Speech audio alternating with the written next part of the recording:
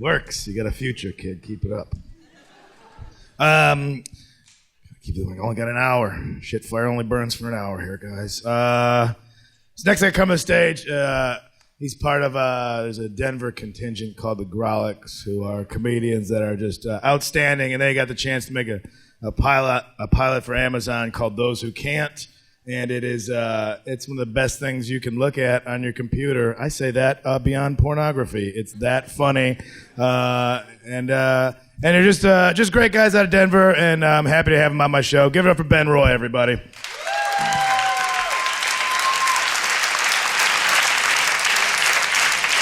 Keep it going for Kyle. Come on.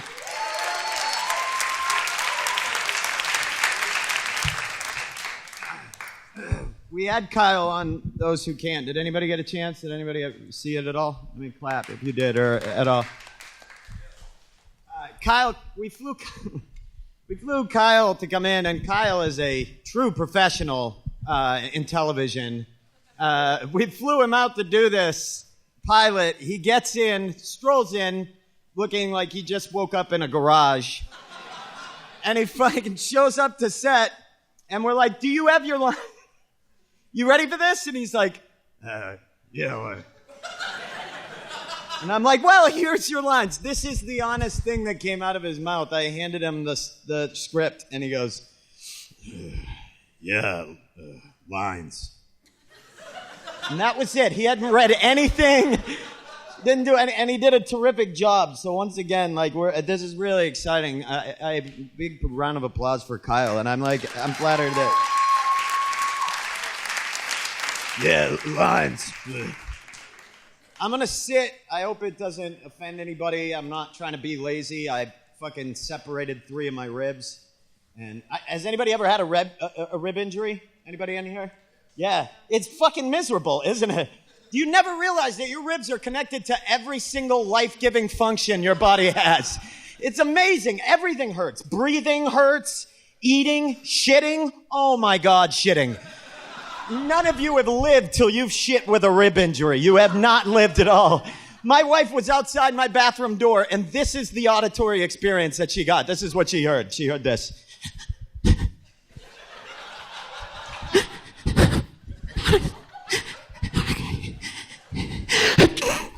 No. I can't. I don't want to, and that's the hard part. Okay. No, it's not. I may have to go in and get this one. Just fucked up. Everything. I mean, you would not believe it. Laughing hurt. Sex. Oh my God, sex hurts. And it wouldn't hurt if I could lay there, but I can't because I'm a fuck lion.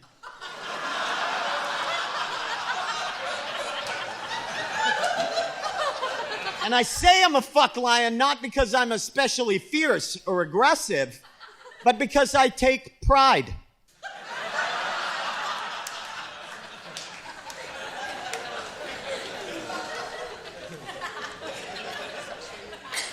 It's really fucking weird doing this show. I'm sober, and I'm fucking hunched out back in the green room with these 3 chemical Sherpas. I'm trying to stay sober, but this is really hard. I just passed my 3rd year of sobriety on May 23rd. Don't fucking... What are you applauding for? Don't do it. If any of you are thinking you have a drinking problem, ditch your loved ones. It's much easier to do. Because they're the ones that seem to have a problem with the way you drink. So if you get rid of mom and dad, life kicks ass again, doesn't it? I don't understand why people applaud drinking, sobriety. Because if you think about it, all you're really applauding is the fact that I'm doing the right thing. Because I shouldn't have been drinking like a fucking asshole to begin with. And now you're just applauding me for finally actually behaving as I should. You'd never do that in any other aspect of life.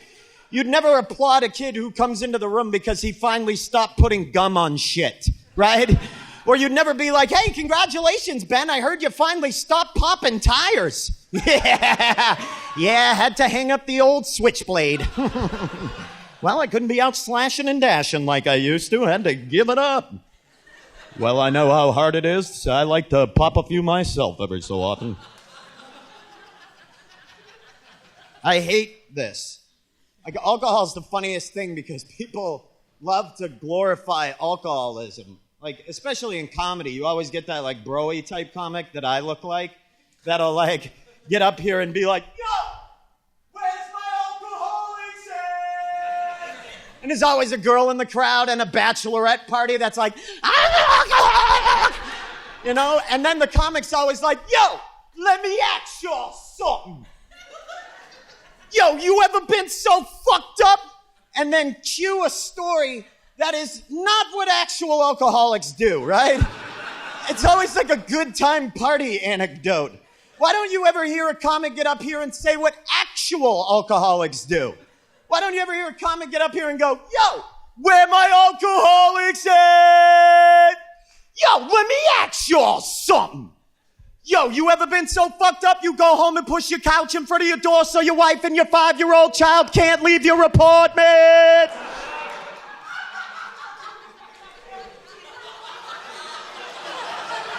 Yo, it's like Christ's tomb and shit.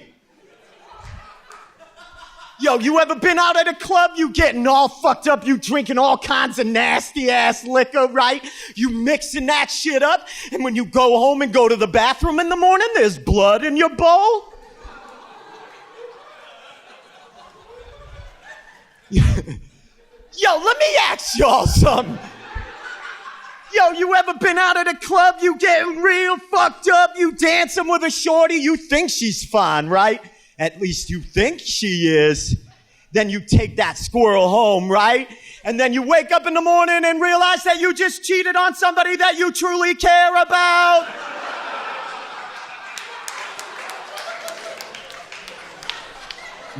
No, you never hear that because it's fucking sad.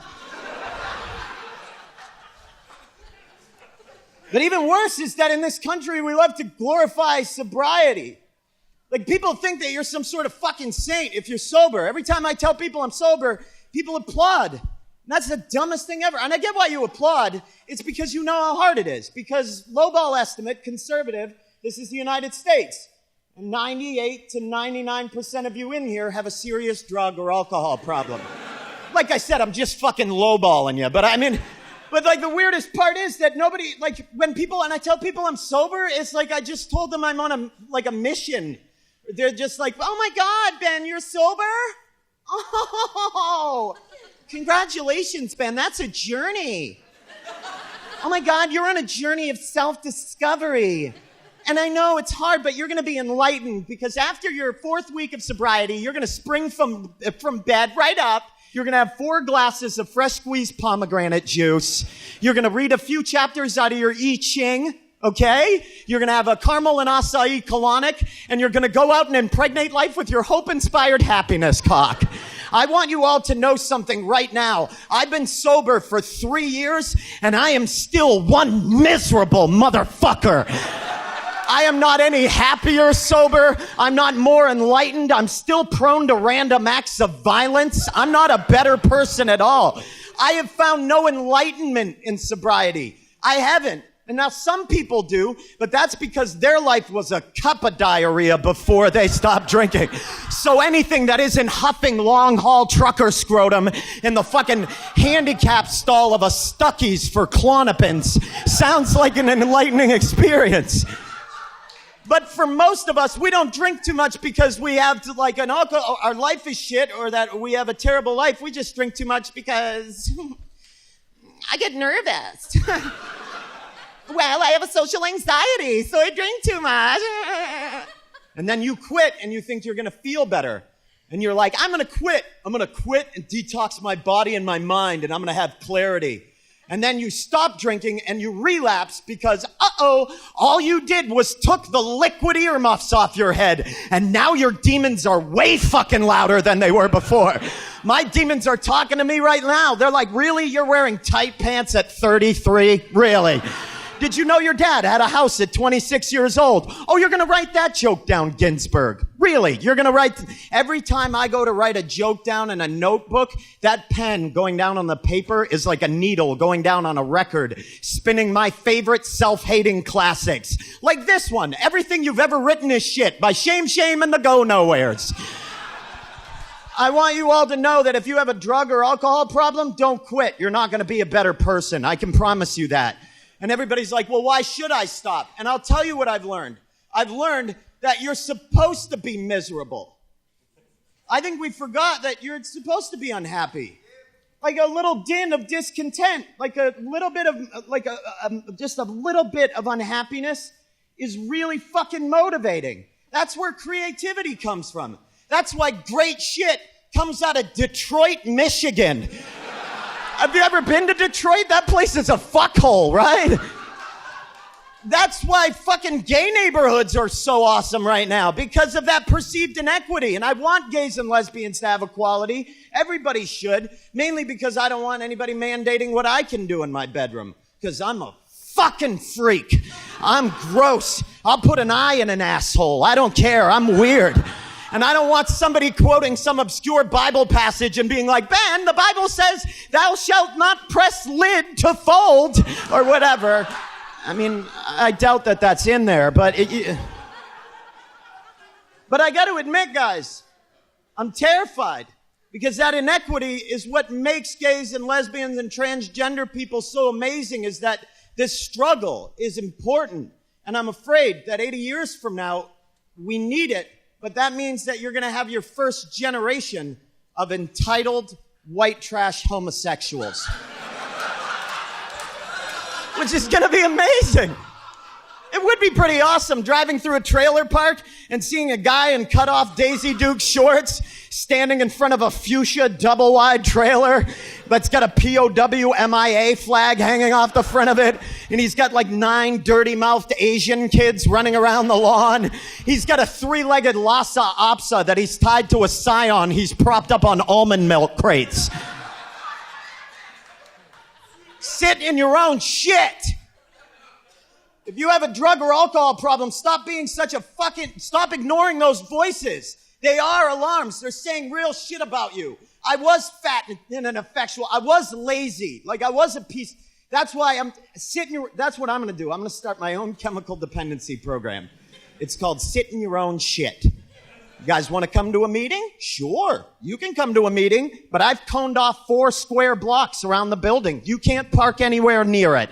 And when you get to the building, it's a windowless cement structure with a banner on the front that says, "You'll find no solace in here." And inside, every meeting is just me shouting at you all at the top of my lungs. Hey, John, how are you feeling today? Well, I'm not smoking methamphetamine anymore, and I'm having panic attacks, but I wrote 4 chapters in my sci-fi novel. Woo! Now we're really doing it, John! Hey, Bob, how are you feeling? Well, I'm not drinking anymore, and I'm not talking to my mother. She's a terrible influence on me. Woo! You taste that on your tongue, Bob? That's life calling you. Hey, Brett, how are you doing? Ben, I can't get it up anymore. Brett, get the fuck out. Told you want to be part of the program, you got to be able to get your dick hard, Brett. You guys are awesome. Enjoy the rest of the show. My name's Ben Roy. Thanks a lot.